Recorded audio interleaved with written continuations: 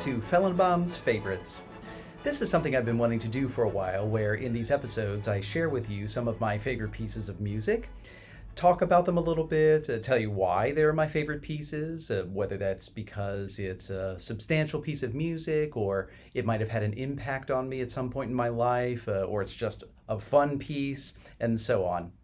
In sharing these with you, I hope that you have a discovery of a new piece of music, or maybe perhaps the recording I play might be new to you. Either way, I hope you enjoy these, and I thought this would be a fun way to share with you my thoughts and feelings about certain pieces of music that have meant a lot to me. So for episode 1, I have chosen Tchaikovsky's Dance of the Tumblers from The Snow Maiden. Now, this piece certainly fits into the fun category. I've been doing music for a long time, but I've only really known of this work for about 12 or 14 years, and I have my wonderful wife Sarah to thank for that. We were driving in the car once and just listening to music, and then she leaned over and said, "Listen to this." And she played Dance of the Tumblers, and I was like, wow, this is fabulous. It's exciting. It's so fun. And I mean, I know a lot of Tchaikovsky pieces, but this particular one had never come across my radar before.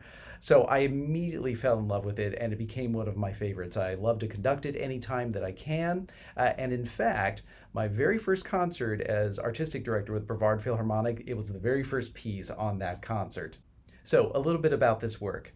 First of all, many of you may have heard of Tchaikovsky's Dance of the Tumblers. Many of you may have heard of Rimsky-Korsakov's Dance of the Tumblers. Well, yes, those are two separate works, but they're based on the same source. In 1873, the author Alexander Ostrovsky wrote The Snow Maiden. Tchaikovsky was asked to write incidental music to that play. It was really good music, and it was excellently performed. It just wasn't very well received by the critics. Years later, Rimsky-Korsakov used the play as the basis for his libretto when he created the operatic version of The Snow Maiden. In his opera, Rimsky-Korsakov used Dance of the Tumblers just as Tchaikovsky did, and that's why we have two separate pieces with the same name. So it's an exciting 5-minute orchestral piece, and the recording I'm going to play for you is by the Detroit Symphony Orchestra with Naimi Järvi conducting. It is by far my favorite of this favorite piece of music of mine. An interesting fact about this: the music you're about to hear comes from a recording of the entire Snow Maiden, and in Tchaikovsky's Snow Maiden there is a chorus, and in this particular chorus, the University Musical Society Choral Union is Larry Lohr, who many of you know is a board member with the Brevard Philharmonic.